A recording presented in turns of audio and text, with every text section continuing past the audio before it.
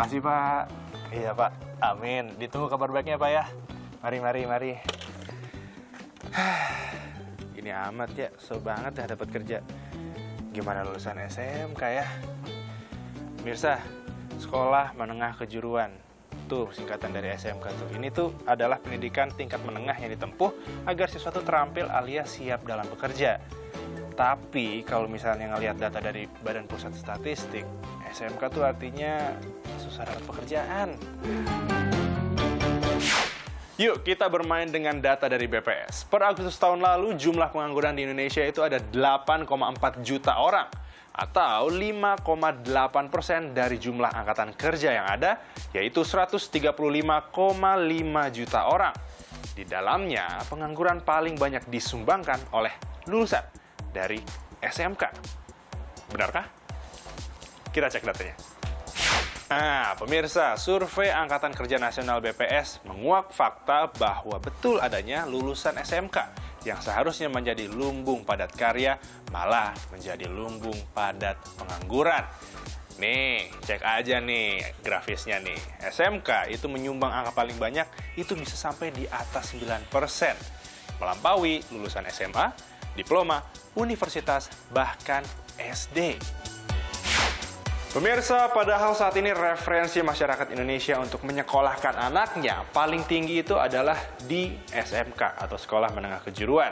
Hal ini porsinya hampir setengah dari 1.520 responden dari survei yang sudah dilakukan oleh Indikator Politik Indonesia. Dari data ini nih, berarti tergambar begitu besarnya harapan masyarakat untuk menyekolahkan anaknya di Sekolah Menengah Kejuruan, meskipun sulit mendapatkan pekerjaan. Adik-adik yang sedang bersekolah di SMK tetap semangat belajarnya dan juga tentunya tekun dan harus dari hati. Ingat, niat yang baik pasti akan menghasilkan hasil yang terbaik. Menyediakan lapangan pekerjaan adalah tugas dari pemerintah. Evaluasi kurikulum itu tugas dari Kementerian Pendidikan. Untuk lapangan pekerjaan itu ada di bawah Kementerian Perekonomian dan juga Kemenko PMK. So, tetap semangat belajar. Elgin Fridianto, Heri Ardi, Business Talk.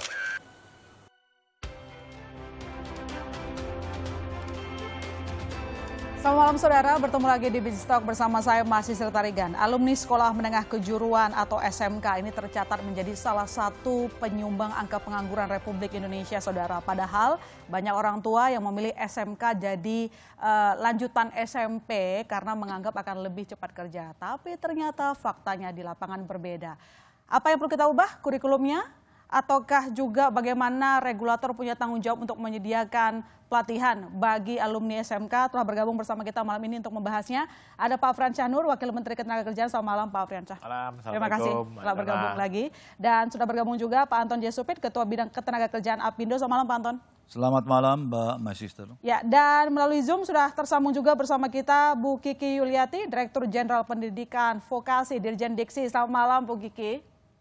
Selamat malam Mbak. Oke, saya langsung ke fakta dulu kalau begitu ke Pak Anton. Pak Anton, dari tamatan SMK tercatat menjadi penyumbang angka pengangguran terbesar di RI. Apakah memang SDM SMK tidak sesuai kebutuhan dari dunia usaha ataupun industri? Saya kira begini, data itu barangkali perlu dicek juga ya, karena apakah persentase daripada tamatan itu 9% menganggur atau dari total pengangguran, saya tidak tahu ya, tapi itu perlu nanti Bu Kiki yang bisa klarifikasi. Tetapi begini, kalau konsep SMK saya kira sudah paling benar. Karena buktinya kita lihat tetangga saja Malaysia. Malaysia itu mengkopi sistem Jerman. Tentunya Pak Mahathir dia melihat ya, mengevaluasi beberapa sistem beberapa negara. Di sana 80% tamatan SMP masuk SMK. Dan hampir 90% tamatan SMK semua bekerja, sisa bukan tidak dapat pekerjaan, mau meneruskan sekolah atau mau entrepreneur. Nah, kenapa di sana bisa, di sini tidak? Nah, kekurangan kita adalah tentunya kalau kita bicara vokasi, dua pilar utama itu pendidikan dan pelatihan, dan pilar kedua adalah DUDI, yaitu sektor industri. Sebenarnya bukan industri karena ada juga di bidang pertanian, perikanan dan lain-lain ya. Tapi kita bilang saja DUDI ya, atau industri supaya gampang. Nah, ini harus saling mendukung. Jadi tidak bisa SMK jalan sendiri, perusahaan atau katakan DUDI mengeluh tidak ada ini. Nah, keuntungan kalau kita lihat Jerman lah yang paling ideal ya. Vokasi dijadikan ekonomi strategik. Jadi bukan hanya semata-mata CSR, tapi ekonomi strategik, sehingga walaupun dengan segala banyak krisis, Jerman kan tetap survive. Karena apa? Dia punya tenaga-tenaga terampil yang hebat, dan di sana karena mereka, saya pernah lihat di majalah Der Spiegel mengatakan, orang muda yang tidak punya pekerjaan itu menjadi the dangerous species in the world. Jadi untuk menghindari itu, lantas diberi kompetensi. Nah, sinilah peranan negara, memberikan kompetensi yang paling minimal agar orang muda itu bisa bekerja. Tentunya sistem ini perlu kita diskusikan bersama dunia usaha dan pendidikan dan tentunya pelatihan. Dan yang lebih menarik di Jerman, Pak Wamen, pendidikan dan pelatihan itu menyatu satu sistem. Yaitu kalau ada kompetensi yang tidak lagi disiapkan oleh dunia industri untuk diberi pemagangan, tetapi masih dibutuhkan, masuk BLK. Jadi ini sudah menjadi satu, tetapi jangan lupa di Jerman ada yang namanya BIBB. Komite Nasional yang sangat powerful dan dia membuat kebijakan, policy dan lain-lain, mengevaluasi pelaksana, yaitu di sana Kadin, IHK, harus melaksanakan itu. Jadi tidak ada improvisasi. Dia harus ada kompetensi yang paling minimal dipunyai oleh si calon. Sistemnya jelas begitu ya, dan itu yang belum dibangun di Indonesia. Nah ini ekosistem ini yang kita bersama harus bangun ya. Baik. Sebelum saya nanti ke Pak Afriansyah dan juga memperpanjang ke Pak Anton, Bu Kiki, dengan adanya fakta ini lagi Bu, kalau kita lihat data BPS selalu menunjukkan SMK menyumbang angka pengangguran yang tinggi. Apakah di sini apa yang dievaluasi oleh Kemendikbud lalu kemudian kira-kira apakah kita perlu mengganti kurikulum? Ya, terima kasih Mbak. Saya berterima kasih sebetulnya, kami dari Kemendikbudristek berterima kasih pada BPS untuk data Sakernas-nya yang tadi kita jadikan acuan. Karena data Sakernas ini time series. Ya, jadi ketika kita melihat time series, kami melihat tren dari 2020 ke 2022.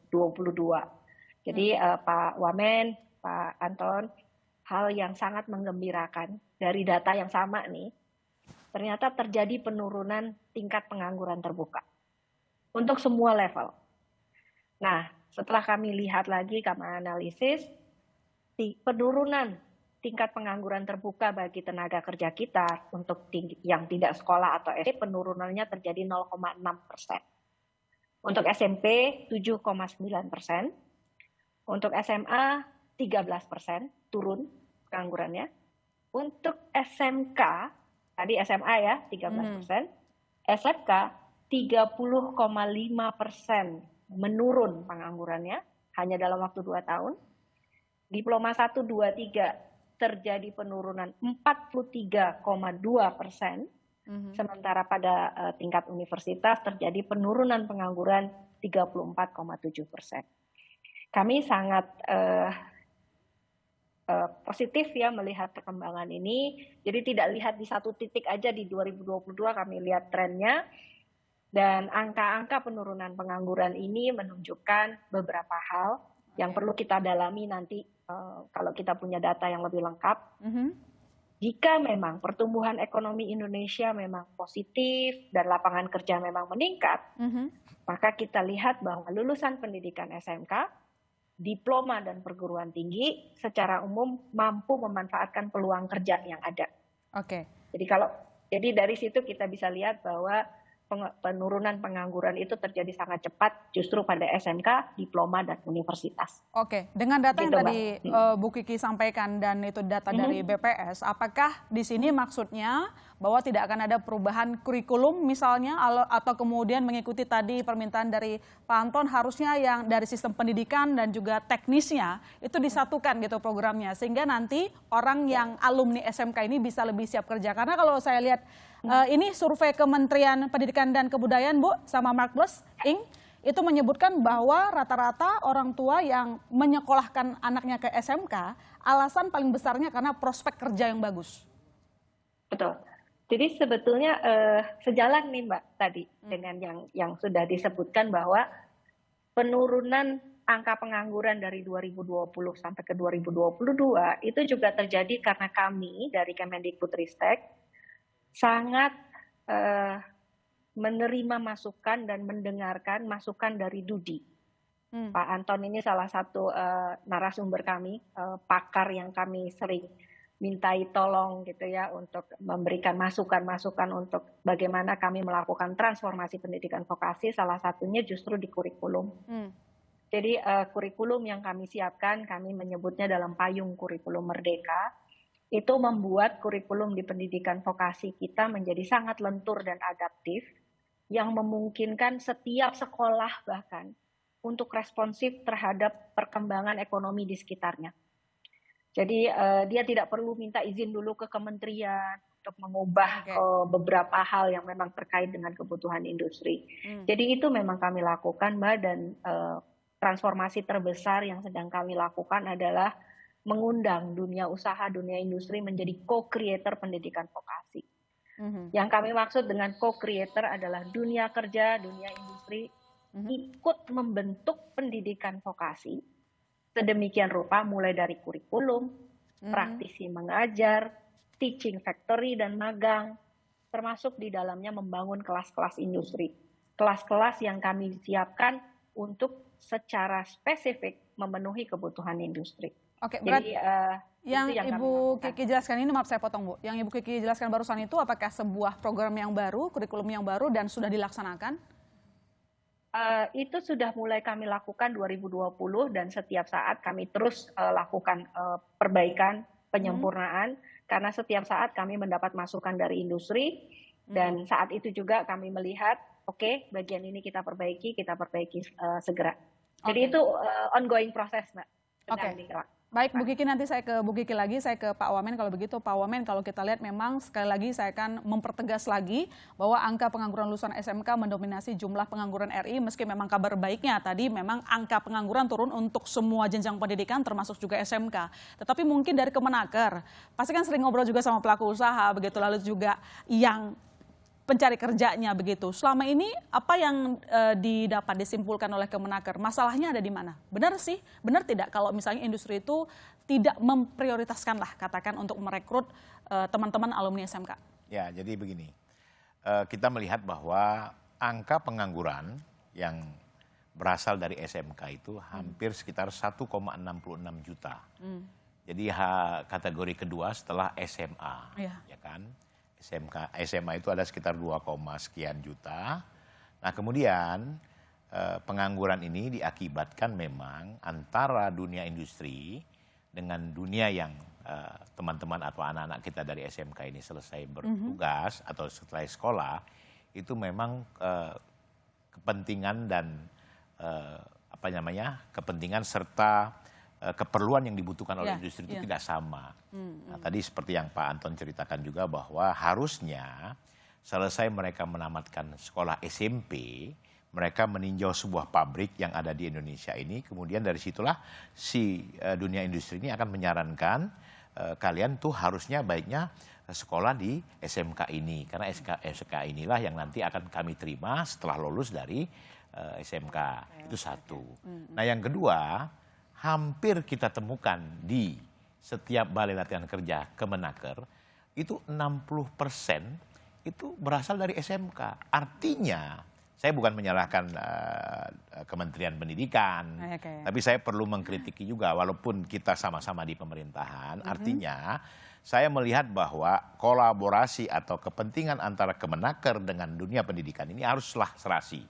Harus bersama-sama. Berarti selama ini belum serasi? Ya selama ini saya melihat, saya baru 8 bulan, saya melihat memang belum ada keserasian. Jalan sendiri-sendiri? Ya, jalan sendiri-sendiri. Bahkan programnya itu malah tumbang tindih. Di kami ada, di Kementerian Pendidikan juga ada. Seperti kalau kita kan pelatihan, kalau Kementerian Pendidikan ini kan kursus. Ya kan? Nah oleh karena itulah 60% itu kita temukan banyak yang berasal dari SMK. Harusnya selama 3 tahun mereka mendapatkan pendidikan di SMK, harusnya kan punya ruang praktek yang memadai. Ini cuma 3 bulan kita bisa sudah melatih anak-anak yang sudah profesional dan mereka kita kerjakan dalam dunia usaha dan dunia industri tadi. Kita pekerjakan mereka di perusahaan-perusahaan. Makanya kita mau menggalakkan juga sistem pasar kerja.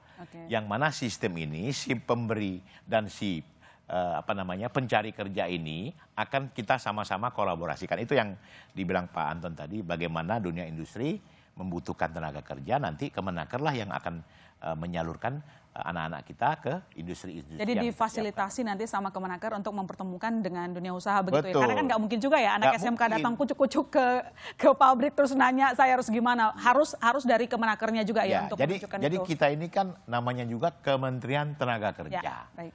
Ya, beda. Kalau di sini kan Kementerian Pendidikan Nasional ya, Kemendiknas ya. Baik. Nah, harusnya ini kolaborasi ini segera kita lakukan, tidak bisa. Dan terus terang saja Mbak Ilona, Kementerian Tenaga Kerja ini dananya minim sekali. Ya kan? Tapi kami disuruh melatih anak bangsa, kemudian itu dengan kondisi dana yang minim. Sementara Kemendiknas ini dananya besar sekali. Ya kan? Tapi apa yang terjadi? Kita melihat bahwa malah banyak anak-anak SMK yang malah belajar ke BLK kita, harusnya tidak dong 3 tahun, ya kan? Oke, baik. Bu Kiki mungkin bisa dijawab ini kenapa ada aturan yang tampaknya tumpang tindih begitu, tampaknya sistem yang dibuat oleh Kemendikbud tidak begitu efektif sehingga mereka pun teman-teman SMK harus menggunakan fasilitas dari Kemenaker. Apalagi untuk dana Bu Kiki 2023 postur anggaran Kementerian Pendidikan, Kebudayaan Riset dan Teknologi itu 80 triliun lebih. Bagaimana Kemendikbud memaksimalkan itu? Baik, Pak Wamen, terima kasih nih ya kalau anak SMK ke sana. Jadi ada beberapa hal ya Mbak yang perlu juga kita lihat. Kalau kita double klik tuh data tadi yang disampaikan oleh Pak Wamen. Lulusan SMK itu seringkali usianya juga belum cukup untuk masuk pasar kerja. Belum 18 tahun. Itu banyak nih anak-anak yang pinter di SD gitu ya, dia masuk lebih cepat, terutama di sekolah swasta mungkin. Kemudian berbagai prestasi yang mereka lalui sehingga mereka lulus itu belum 18. Sehingga kan tidak mungkin ya dia masuk langsung ke pasar kerja karena dia memang belum boleh umur di bawah 18. Nah, itu yang kami siapkan dengan yang kita sebut dengan kursus. Jadi kursus ini melayani anak usia sekolah yang tidak berada di sistem persekolahan. Masuk BLK belum bisa, masuk layanan kartu prakerja belum bisa, begitu ya. Tapi mereka harus kita beli bekal pendidikan atau keterampilan. Belum lagi anak-anak yang memang secara finansial dan situasi lainnya tidak memungkinkan dia berada di sekolah sampai usia 18 tahun. Ini kan harus negara harus hadir ya untuk anak-anak ini. Nah, jadi itu yang kita lakukan. Dan kalau disebut tadi bahwa belum ada koordinasi, mungkin kami perlu lebih sering berdiskusi dengan Pak Wamen, karena kalau dengan para dirjennya, tadi bahkan saya satu forum nih dengan Pak Dirjen dari Pak Budi ya, dari Ketenagakerjaan, dan kami selalu berdiskusi Pak mengenai bagaimana kita melakukan resource sharing, memanfaatkan. Memang Bu Dirjen juga bilang Bu sama saya, beliau habis ketemu, habis rapat koordinasi. Cuman tarik-menariknya kencang sekali. Ini yang tidak boleh terjadi. Yang penting bagaimana kebutuhan negara ini bisa sama-sama kita kolaborasi. Jangan kepentingannya hanya memikirkan Diknas. Saya tentunya harus memikirkan Kemenaker bagaimana sebagai Wamen berfungsi untuk menghidupkan pelatihan kami. Begitu. Kalau kami, kepentingan kami itu adalah bagaimana memberikan layanan pendidikan terbaik bagi seluruh warga negara. Jadi kepentingan kami itu lebih pada negara hadir untuk memberikan bekal keterampilan dan kompetensi kepada warga negara. Tidak harus sebetulnya itu dari Kemendikbud, tidak harus dari industri, bahkan kami mengundang industri sekarang Mbak, untuk menjadi mini university. Mereka diberi kesempatan memberikan pemagangan kepada anak-anak kami, mahasiswa misalnya, dalam 1 semester, lalu selama proses belajar itu, pemagangan itu, kami hitung sebagai kredit di kampusnya. Jadi kami justru mengundang semua pihak untuk ikut membantu pendidikan anak-anak bangsa kita. Siapa saja, termasuk juga Kemenaker sebetulnya. Baik, semoga nanti makin lentur hubungannya antara Kemenaker dan juga Kemendikbud. Bukan semakin lentur, kita ini bagian daripada pemerintah. Baik. Ya kan, pemerintah itu siapa? Presidennya Jokowi. Jadi kita tidak boleh berjalan sendiri-sendiri, harus jalan sama-sama untuk kepentingan bangsa dan negara. Nanti kita lanjutkan lagi Pak Wamen. Saudara jangan kemana-mana, Business Talk masih akan segera kembali.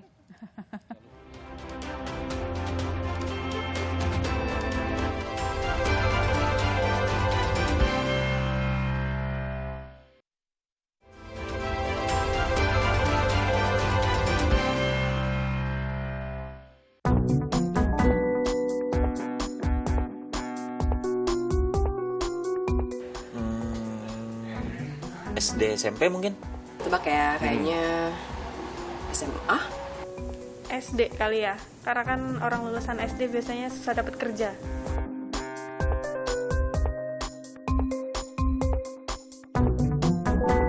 Sebenarnya agak kaget sih, soalnya kan yang kita tahu kan SMK tuh diarahinnya untuk siap kerja langsung ya.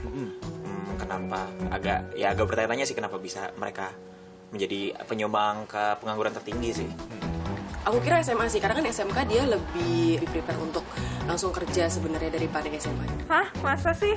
SMK kan bukannya ini ya, dipersiapkan buat apa, kayak banyak prakteknya gitu di sekolah. Jadi kalau udah lulus SMK harusnya bisa langsung kerja. Sekarang tuh kalau ngelamar kerja tuh minimal experience-nya udah berapa tahun, padahal mereka baru lulus atau segala macam. Jadi mungkin perbanyak di experience-nya kali.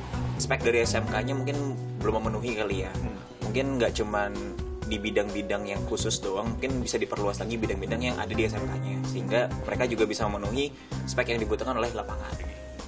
Sebenarnya yang perlu diperbaiki itu kayak lapangan pekerjaannya sih diperbanyak gitu. Jadi dibuka peluang nggak hanya untuk lulusan yang perguruan tinggi, tapi juga diperbanyak untuk lulusan SMK. Selain dari pengalaman kerjanya, mungkin dilihat dari personalnya juga. Toh juga kita tahu semua orang tuh bisa kerja. Mungkin selama dia masih mau belajar, terus juga attitude-nya bagus, itu bolehlah untuk dikasih kesempatan buat para rekruter supaya mereka bisa masuk kerja dulu, supaya belajar menambahkan pengalaman mereka.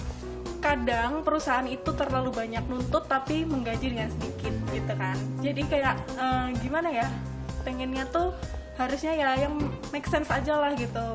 Butuhnya apa ya harus disesuaikan dengan gajinya gitu. Jadi jangan banyak mau tapi menggajinya nggak mau banyak gitu. Karena skill itu butuh proses dan butuh biaya. Kita lanjutkan diskusi kita malam ini, Bu Kiki. Tadi memang ada kabar yang baik ya, selama 2 tahun terakhir itu angka pengangguran dari SMK 30,5%. Saya cukup mempertegas sedikit, Saudara, bahwa ini tidak semata-mata kita mengesampingkan lulusan yang lain ya. Tapi sekarang kita coba ngomongin soal SMK, karena berdasarkan survei, ini banyak orang tua menyekolahkan anaknya ke SMK karena siap kerja. Lagi-lagi alasannya itu tidak bukan karena biaya pendidikan itu tinggi. Karena dari SMA harus ke pendidikan selanjutnya dan angka pendidikan selalu naik. Bu Kiki, lantas apakah Kemendikbud punya target angka penurunan pengangguran dari SMK berapa? Jadi Mbak melihat dengan perkembangan. Jadi ada juga hal yang perlu kita pahami bersama begitu ya. Bahwa kebekerjaan lulusan dari suatu satuan pendidikan itu tidak sepenuhnya dalam kendali kita. Oke. Ketersediaan lapangan kerja itu kan yang lain ya, yang memikirkannya dan prestasi mengendalikan. pelaku usaha ya. Betul. Dan oleh sebab itu kami tidak menargetkan lulusan itu dalam konteks employability itu selalu bekerja di suatu entitas bisnis gitu. Tapi juga kami menyiapkan menjadi wirausaha. Nah, dengan paradigma bahwa employability itu bisa diukur dengan bekerja di industri atau Dudi tadi, menjadi wirausaha, atau ada juga tadi saya senang sekali adik-adik kita yang muda tadi punya pemikiran yang sangat luar biasa ya. Mereka mengatakan melanjutkan studi, kalau memang anak ini punya kesempatan dan punya keinginan untuk melanjutkan studi, mestinya kita boleh buka kesempatan itu. Jadi yang kita sebut sebagai employability itu 3. BMW kami menyebutnya, bekerja, melanjutkan studi dan berwirausaha. Oke. Nah, kalau kita lihat ke sana, maka orang tua memang sekarang kan lebih real ya, lebih oke. Anak-anak kita mesti bagaimana nih gitu. Dan mereka memilih SMK. Kami sekarang juga dengan bantuan Pak Anton sangat luar biasa nih, teman-teman dari industri memberikan inspirasi ke kami. Mereka mengatakan, Bu, program studi masa depan itu seperti ini. Misalnya pariwisata, tidak cukup hanya pariwisata. Sekarang ada wisata bawah laut, Mbak. Ada prodi wisata bawah laut, ya, mengingat potensi Indonesia. Nah, dengan yang seperti itu, maka orang tua semakin melihat animasi, itu prodi-prodi animasi luar biasa banyak peminatnya, DKV gitu ya, desain komunikasi visual, itu juga rame.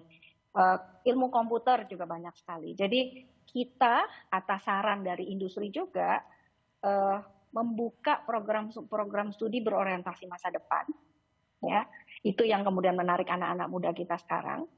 Kemudian berusaha mengefisienkan sebisa-bisanya biaya pendidikan, begitu. Jadi akhirnya kalau kita lihat memang betul minat masyarakat untuk memasukkan anaknya ke vokasi semakin tinggi. Iya, ya benar sekali Bu, itu concern soal biaya pendidikan, kadang-kadang naiknya kemahalan Bu, nggak semua orang sanggup. Jadi saya rasa ini juga harus jadi perhatian juga ya dari Kemendikbud untuk memantau sekolah-sekolah, kalau bisa dikasih batasan atas kali Bu ya.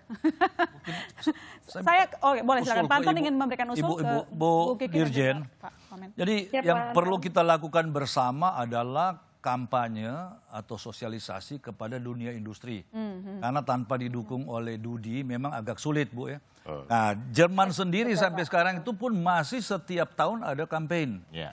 Kampanye bahwa ini di samping ekonomi strategik, bahwa pendidikan kejuruan adalah jaminan agar perusahaan itu mampu bersaing secara persaingan global. Jadi itu ada message, ada katakan mission yang itu. Dan ketiga, pendidikan kejuruan sistem ganda memberi anak muda masa depan yang lebih menjanjikan. Nah ini tetapinya Mbak,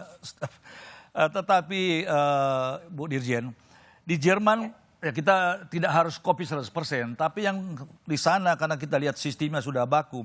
Di sana ada namanya BIBB atau kalau dalam bahasa Inggrisnya itu Federal Institute for Vocational Education dan Training.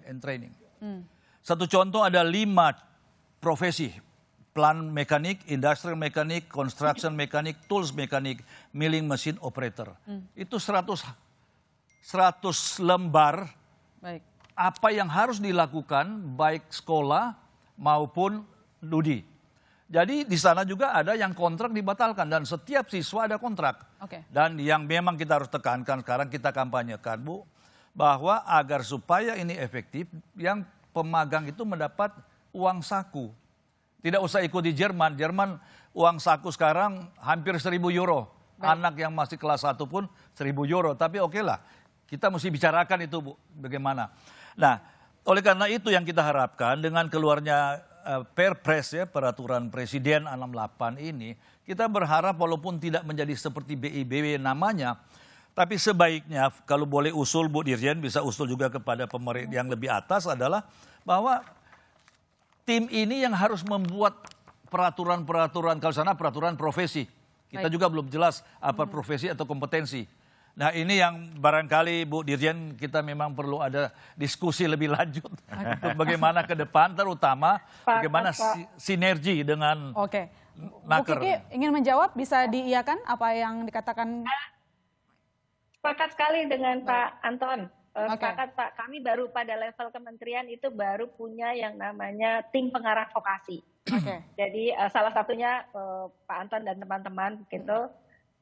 Kami dengan senang hati Pak Anton bersama nanti dengan kementerian-kementerian lain, entitas lain termasuk Kadin diantaranya gitu, semua para pihak stakeholders untuk kita bersama-sama memajukan vokasi ya di Indonesia.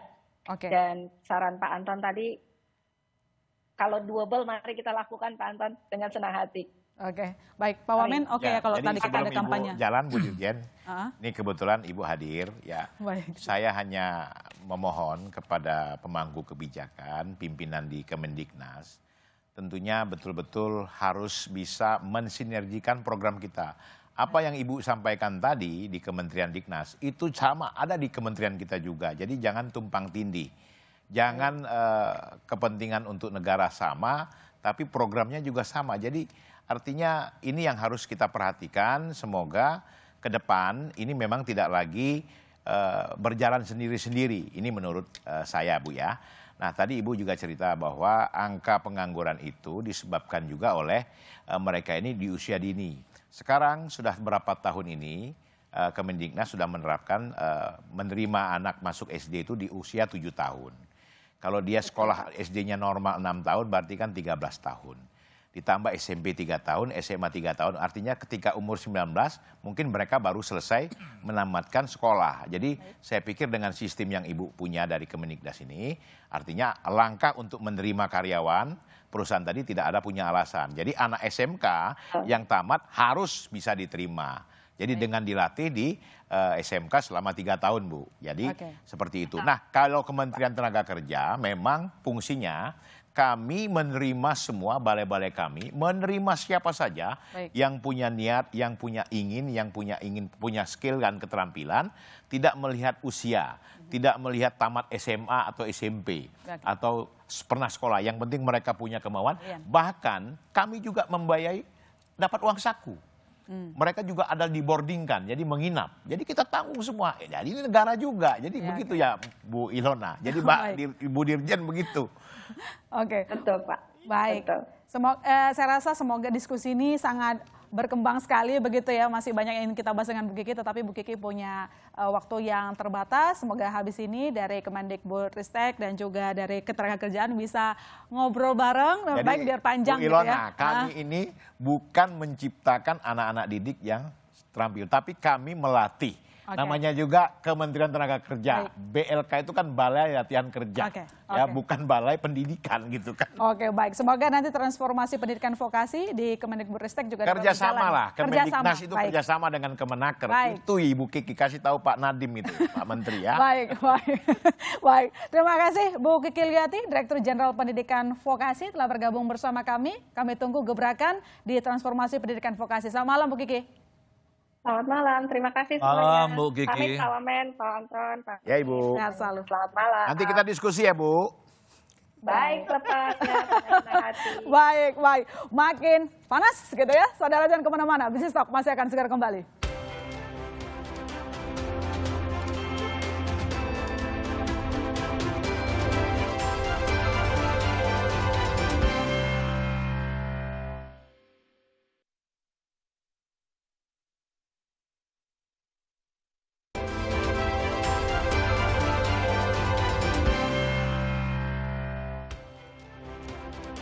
Kita lanjutkan diskusi kita malam ini dan telah bergabung bersama kita Mas Cipta Wayana, wartawan Surkontan. Mas Cipta, selamat malam. Malam. Panas ya Mas malam ini? Panas. Baik, sebelum saya ke Mas Cipta, saya coba ke Pak Anton dulu. Pak Anton tadi juga mendengar suara dari masyarakat ya. Ini ada concern yang saya rasa cukup menarik untuk kita perdalam. Katanya banyak pelaku usaha mintanya itu kebanyakan juga gitu. Sementara mereka belum punya pengalaman tapi gajinya juga nggak gede-gede banget. Pertimbangan dari industri atau pelaku usaha apa sih sebenarnya biasanya? Saya kira industri kalau dia mempunyai kompetensi yang diharapkan, dia berani bayar mahal. Masih tinggi. Oh gitu. Nah, persoalan kalau yang datang walaupun membawa ijazah tetapi tidak punya kompetensi. Nah, oleh karena itu saya merasa pilihan Pak Jokowi untuk vokasi menjadi sistem untuk peningkatan SDM sudah sangat tepat. Nah, persoalan apakah sistem itu dijalankan dengan benar dan sistem kita benar atau tidak. Oke. Sekarang begini, ada 14.000 SMK. Nah, kalau vokasi yang benar itu artinya harus ratusan ribu atau mungkin 1 juta lebih perusahaan yang harus menampung karena jadi begini, kalau kita bicara SMK bukan pelatihan lebih clear ya, karena dia masuk upskilling, reskilling itu udah siap memang siap pakai. Tetapi kalau sekolah 3 tahun saya ini 30% belajar di SMK, 70% waktu saya ada di Dudi, di pabrik. Sehingga 3 tahun setelah saya mendapatkan sertifikasi kompetensi, saya tidak usah tes lagi. Soft skill, hard skill sudah terpenuhi. Jadi tinggal tunjuk saja ini akan tinggal.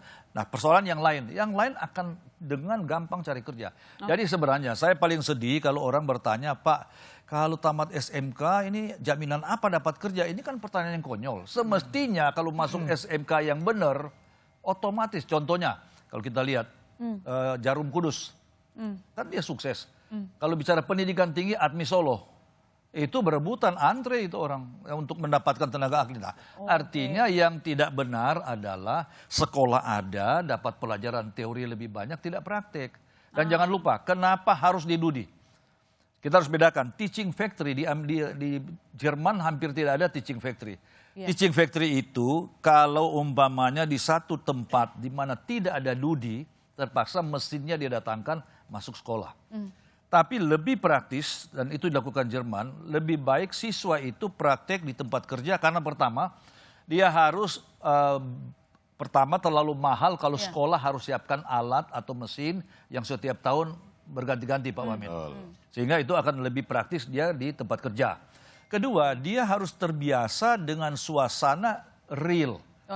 Saya meninjau dengan Pak Hanif waktu itu di ada IT Singapura. Masuk di ruangan di mana mereka untuk masinis kapal. Baik. Ruangan tidak AC begini. Ruangan seperti di dalam ruangan kapal, bau solar dan panas. Jadi harus membiasakan di tempat kerja yang real. Ketiga, dia kan mau cari kerja. Kalau dia sekolah, setelah itu baru melamar, berbeda dengan dia sudah 70% waktu di tempat kerja, dia tidak susah cari kerja. Nah inilah yang harus sebenarnya filosofi ini, kawan-kawan kita di Dikbud dan lain-lain juga harus bicara bersama, ya itulah kembali kepada tetapi persoalan tanggung jawab nasional ada di mana ini. Sehingga tidak menjadi, saya lebih cenderung seperti yang Pak Wamen katakan, sebenarnya sukses tidaknya satu pemerintahan adalah menghapuskan kemiskinan. Dan yang paling efektif adalah beri lapangan kerja.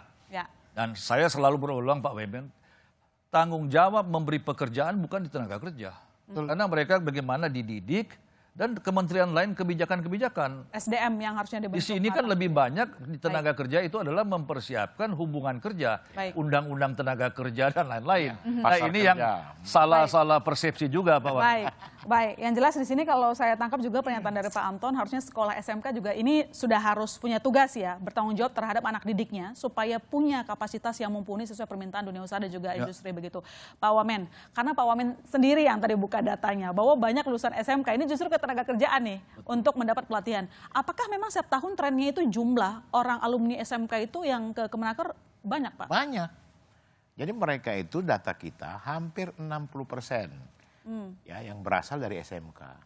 Nah, kenapa? Mereka ketika ketika mereka mendapatkan pendidikan di SMK, mungkin mereka tidak betul-betul bisa maksimal seperti yang diceritakan oleh Pak Anton tadi. Jadi hanya ya gimana ya, mungkin seperti SMA juga mungkin lebih banyaklah teorinya daripada prakteknya juga. Jadinya nggak ada perbedaannya gitu ya. Dan satu lagi, saya pernah meninjau ke salah satu SMK negeri ya, itu fasilitas prakteknya juga tidak memadai. Yang menurut saya Kementerian Diknas betul-betul harus memfasilitasi bagaimana ruang-ruang praktek sehingga mereka ini bisa bekerja yang seperti Pak Anton bilang dari elektro misalkan, kemudian dari konstruksi, atau mungkin dari jurusan yang IT, ya kan, betul-betul alatnya itu memadai ketika mereka praktek betul-betul sungguh-sungguh mereka bisa, termasuk juga SMK perkapalan misalkan, atau SMK perhotelan, ya kan harus dibikin.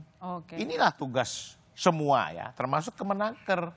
Kami siap memfasilitasi itu untuk kerjasama Diknas dengan kami. Kalau mereka tidak punya, kami siap memfasilitasi. Kita punya BLK-BLK yang sudah punya kompetensi, dan perlu diingat ya, Ibu Ilona, ketika kita sudah melatih anak-anak kita di BLK, mereka dapat sertifikasi, punya sertifikat, walaupun jam pelajarnya sangat singkat, tapi mereka handal. Cuman terbatas juga, kami melatih punya paket. Paket itu satu paket 16 orang. 16 orang itu karena jurusannya ini misalkan keperluannya misalkan jurusan instalasi listrik, itu terbatas paketnya, tidak bisa banyak. Nah, limpahkan saja paketnya ke Kementerian Tenaga Kerja. Kalau dilimpahkan paketnya anggaran juga bisa minta ditambah ya? Ya termasuk dong ya kan. Baik, ya, saya ke Mas Cipta. Gini Mas Cipta, kita melihat banyak yang kita ambil benang merahnya dari diskusi ini ya. Mulai dari tadi pelaku usaha juga mintanya ya harusnya ketersediaan SDM-nya itu matang dengan adanya koordinasi yang baik juga ya antara Kemendikbud, Ristek dengan juga Kemenaker. Tadi kita lihat ini agak nggak harmonis soal aturan atau kebijakan untuk menyediakan SDM siap kerja. Apa catatan dari redaksional atau apa yang paling mendesak kita benahi dulu supaya lulusan SMK yang menurut saya yakin benar banyak orang tua yang memilih ke SMK karena kendala biaya kalau mereka harus melanjutkan sekolah lebih tinggi. Ya, wah ini repot nih menyimpulkan diskusi yang terlalu banyak gini ya. Diskusi ini menurut saya sangat produktif dan harus lebih sering. Ya. Pertama gini, kita kalau kembali lagi saya pengen menarik perspektif yang lebih besar. Kita selalu bicara misalnya bonus demografi, tapi hati-hati, bonus demografi itu tanpa lapangan kerja itu akan menjadi bencana demografi. Ya. Dan kita tidak akan memetik manfaatnya di 2030 ketika puncaknya nanti. Itu satu. Jadi penyediaan lapangan kerja ini harus selalu menjadi topik dan yang penting sebenarnya aksi ya, aksi yang selalu ada hasilnya. Itu pertama. Yang kedua, bicara tentang SMK. Sebenarnya kalau kita menyimpulkan ini sebenarnya efek dari, kalau saya sebut ya ini sebenarnya ledakan SMK yang dalam tanda kutip awalnya niatnya bagus. Kalau kita lihat ini sebenarnya kan mulai 2014 ketika ada undang-undang pemerintah daerah dialihkan pengelolaan SMA itu ke provinsi. Lalu ada kampanye juga dari pemerintah memang pengen menjadikan SMK menjadi solusi untuk penciptaan tenaga kerja. Lalu kampanye ini gede-gedean, kampanye gede-gedean, ada booming SMK. Tadi Pak Anton menyebut sekarang 14.313. Ini lebih banyak dari SMA. SMA itu cuma 13.900. Siswanya juga lebih banyak, 5,1 juta SMK. Sementara SMA cuma 4,9. Jadi sebenarnya dari sini sebenarnya logika kenapa pengangguran SMK itu lebih besar juga kelihatan sih, orang memang siswanya lebih besar gitu ya. Tapi booming ini kampanye sebenarnya di satu sisi kampanye ini berhasil membuat orang tua rame-rame masuk SMK. Tapi di sini kemudian terjadi antara ekspektasi dengan kenyataan ini nggak nyambung gitu loh. Orang berharap masuk di situ langsung dapat pekerjaan, tapi kenyataannya tadi kita sudah diskusi kualitas SMK ini bisa bumi dengan langit di lain daerah, lain cerita. Saya ada cerita gini, ini nyata. Saya tahu ada di tetangga saya lulusan SMK langsung kerja di salah satu bengkel Astra. Bagus. Tapi saudara saya sekolah di SMK dia sampai keluar pindah ke SMA. Kenapa dia shock ketika masuk SMK? Dengan pola pendidikannya dia sampai pindah. Nah ini real terjadi. Jadi perbedaan ini sangat real. Nah saya kira solusinya sebenarnya tadi Pak Anton sudah menyebut sebenarnya sudah ada, yaitu Perpres 68 2022. Itu menyebut tentang revitalisasi pendidikan vokasi. Nah itu di pasal 18 sudah disebut harus ada koordinasi yang memang yang menjadi ketuanya Kementerian Koordinator PMK ya. Tapi di dalamnya ada Kementerian Tenaga Kerja. Kalau Menko-nya ada Menko Perekonomian, ada Marinvest. Jadi semuanya mestinya udah nggak ada masalah. Di situ ada standarisasi, ada fungsi Kadin dan sebagainya. Tinggal kita tunggu ini kapan realisasinya, karena ini sudah sejak April 2 tahun lalu muncul Perpres ini. Jadi kalau ini ada dan bukan hanya sekedar jadi kertas atau jadi takutnya SMK ini kan jadi latah sebenarnya. Jangan sampai ini juga kemudian berujung nggak produktif lagi gitu. Jadi kelihatannya pemerintah sudah menyadari ada Perpres ini. Sekarang eksekusinya seperti apa? Oke, baik. Terima kasih Mas Cipta Wayana, wartawan Kontan atas simpulannya malam ini. Sangat baik. Terima kasih Pak Afransyah Nur, Wakil Menteri Ketenagakerjaan. Terima kasih telah bergabung. Dan Perpres 68, Kemenaker menjadi koordinator pelatihan. Perlu diingat itu. Jadi tolong pelatihan itu serahkan sama kami. Oke, baik. Itu Mbak Ilona. Ini kan gunanya benar. Kompas TV kan? Iya, untuk mensosialisasikan program juga. Dan terima kasih saya ucapkan ke Pak Anton Jesupit, Ketua Bidang Ketenagakerjaan Apindo. Sekali lagi terima kasih Bapak-Bapak atas pandangannya. Selamat kembali bekerja, Pak Friansyah. Semangat terus. Sudah siap tambah kerjaan. Iya, baik. Saudara jangan kemana-mana, kami masih akan segera kembali.